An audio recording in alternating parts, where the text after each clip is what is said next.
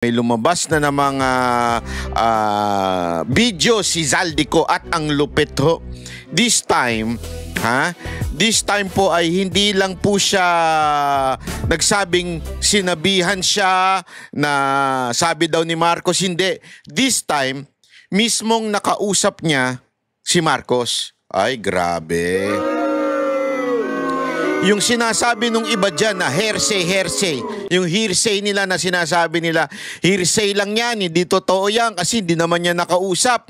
O malamang sa malamang si Romualdez lang yan at ginamit lang yung pangalan. Di ba? Yan yung depensa ni Lacson eh, ginamit ang pangalan. Hindi na pwede ngayon ganon. Lacson, hanap ka na ng ibang palusot mo. Maghanap ka na. Anong pwedeng palusot? Sige nga mga kababayan, turuan natin si Lacson kung ano bang pwedeng palusot niyan. Ha? Turuan natin si Lacson. Ano kayang magandang palusot para mailusot niya si Marcos? Kasi ano niya yan, trabaho niya yan eh. Kaya kailangan na maturuan ho siya kung anong pwede niya sabihin sa publiko. Alam mo naman yan. Oh, di ba? Hindi kasi ngayon talagang diretsuhang sinabi ni Zaldico na si Marcos ang kausap niya at nagalit pa, may mga ganyang eksena. Ang lupit. At ang matindi pa nito, mga kababayan, ang matindi pa nito, sangkot pa yung anak yun. Paldong-paldo si Sandro. Gago! Sandro, sabi ko nga doon sa video kong isa, since marami ka naman pera, di umano, allegedly. Hindi, marami naman talaga siyang pera noon pa eh. Yung pamilya nila, isipin mo, from lolo, sa tatay, siya pa. O di ba, paldong-paldo talaga. Gago! Yan ang tinatawag na Tatak Marcos. Di ba? Alam mo, di ba, alam naman natin, pag sinabi mong Tatak Duterte yan, nako, ang ganda niyan, di ba? Proud na proud ka eh. Pag sinabing Tatak Duterte, naalala ko. Naalala ko ito. Nung unang taon ni Pangulong Duterte, di ba? Sinabi niya doon sa airport, stop it. Di ba? Yung bukasan ng ng bagahe, yung mga nawawalan, tsaka yung laglag bala. Sabi niya, stop it. Alam mo, maraming kababayan natin ang nagdikit ng sticker sa kanilang mga bagahe. Sticker ng muka ni Pangulong Duterte. Para matakot yung mga di ba? Totoo! Yan ang tinatawag na Tatak Duterte, may disiplina. Kaya nga ang campaign nun, disiplina Duterte. Ganun eh. Eh ngayon, anong Tatak Marcos? Ano ang Tatak Marcos ngayon, ha? Oh, di ba ibig sabihin nun? Ikaw ay isang negosyante. Gago! Hindi, alam mo, yun na lang eh. Eto, tanong ko na lang sa mga kakampuet at saka sa mga komunistang NPA ng terorista. Tanong ko sa inyo, di ba? Noon, anong imahe pagka ikaw ay opisyal, di ba? Ang pinakamasamang imahe na lang na actually gusto pa nung iba. Masama na pero gusto pa nung iba. Eh yung pagiging matapang at palaban ni Pangulong Duterte against sa mga kalaban sa droga, yung mga pusher, drug lord, di ba? Although ayaw na mga kakampuit yan at saka na mga terorista, pero marami sa mga Pilipino gustong-gusto yan eh. Yung tingin ng mga kakampuit at saka ng mga teroristang makakaliwa, akala nila yan po ay negative. Pero in reality, hindi as a matter of fact. Kaya nga binoto si Pangulong Duterte because of that eh. Tama, mali, di ba? Kaya binoto si Pangulong Duterte. Dahil dyan yung mga bitaw niya na huling Pasko mo na to. Tayo na ginaya pa siya ni Marcos. Di bagay eh. Hindi bagay, Marcos, di bagay. Yung style mo, pang lang, alam mo na, pang lang, pang jamming lang. Hindi ka bagay mag-ganon-ganon. Oh. Pero ngayon, ano ang tatak ng politiko? Sige nga, number 1, abusado. Yan ang tatak politiko ngayon, mga tatak opisyal, abusado. Ano pa? Nepo. Oh, yan yung mga tatak ngayon eh. Di ba? Ang biroan nga ngayon, pag may pera ka, nepo ka, no? Anak ka ng congressman, ano? O baka naman congressman ka. Ako tanungin ko nga kayo mga congressman, di po ba kayo nahihiya? Na ganun ang tingin sa inyo ng taong bayan? Kasi kasalanan nyo rin eh.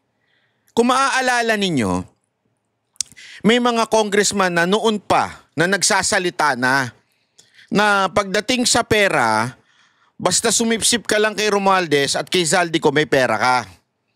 Meron kayong project. Oh, as a matter of fact, yung PI, di ba? Nagkaroon pa nga ng bulong-bulong nung yung pinapirma yung mga constituent nila ng PI, yung People's Initiative. Meron silang tig-milyon na binibigay, 10 milyon. Tapos dun sa impeachment naman, pag pumirma ka rin dun, may 10 milyon ka ding natatanggap. Ayan o, nanggaling mismo sa mga congressman na tumanggi. Di ba? Ganyan ang tatak ninyo ngayon. Kaya nga, di ba ito, hindi na nga contractor eh. Contractor na. Bakit? Yung congressman na mismo yung contractor. Di ba? Ganong kalala ang ating imahe ng ating mga opisyal sa panahon ni Marcos. Yan ang tinatawag na tatak Marcos. Gago! Bakit? Bakit magkakaganon? Nadagdagan pa nitong huling bitaw ni Zaldico. Itong pinaka-latest na binitawan ni Zaldico. Ano po yun? Na ito daw anak. Tangina, hindi na alam mo yun, ito yung tinatawag na sagad sa garapalan. Yung tatay mo, humingi na nga ng insertion, pati ba naman ikaw? Ang bata-bata mo pala nag-i-insertion ka na? Kakaya, no? O, panoorin natin tong news na to. Ang lupit mo sa, Personal manong nakausap ni dating Congressman Zaldico si Pangulong Bongbong Marcos kaugnay sa pagsisingit daw ng pondo sa 2025 personal. budget. Ayan malinaw yan. Personal niya nang nakausap. Huwag na tayo magpaligoy-ligoy pa kasi si Lacson, sinasabi niya wala, lang niya ginamit si Marcos. Yung iba naman hearsay. Ngayon hindi, personal. Personal.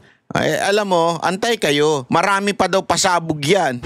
Sa kanyang panibagong video, sinabi ni Ko na maski sa 2026 budget na tinatalakay pala ngayon, may pasingit din ang Pangulo.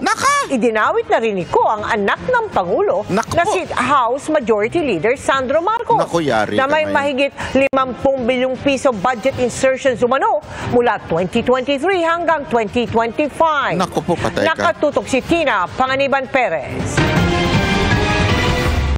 Budget.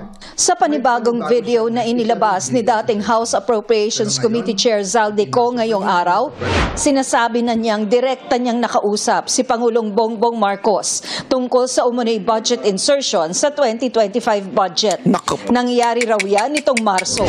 Si Yusek Jojo Cadiz ang nag-ayos ng aming meeting noong March 2025. Ayan, nag-meeting na sila. Ayan para sa 1201 Aguado Street, tapat ng Malacanang, Gate 4. Pero sa halip na kumalma ang Pangulo, lalos lang siyang nagalit. Nako po. Sa halip na itanggi o linawin niya ang tungkol sa 100 billion insertion, pinagsabihan niya kami ni dating Speaker Romualdez at sa akin mismo, diretsahan niyang sinabi, "Huwag mo akong pigilan sa mga insertions ko. Huwag ka nang makialam sa budget." Dahil sa mga binitawang salita sa akin ni BBM. Si BBM ang nagsabi nun. Isipin nyo, ano sinabi ni BBM?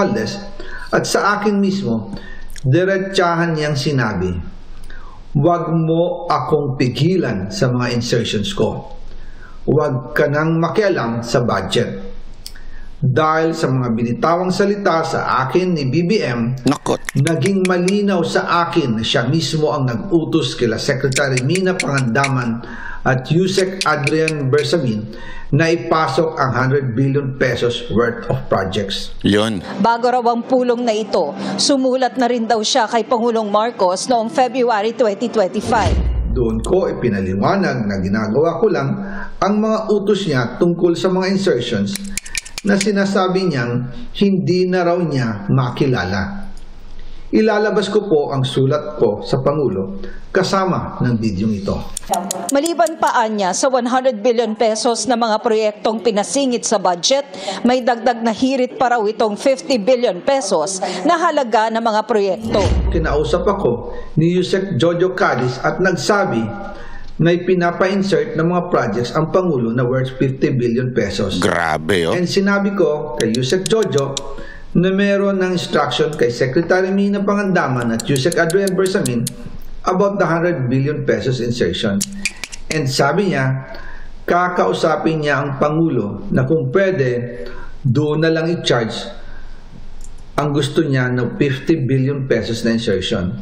Ngunit ang sagot ng Pangulo, humingi ka ng bago or dagdag na insertions. Grabe, no? Doon po nakita at naramdaman na hindi pwedeng sabihin ng Pangulo na wala siyang alam sa mga nangyayari.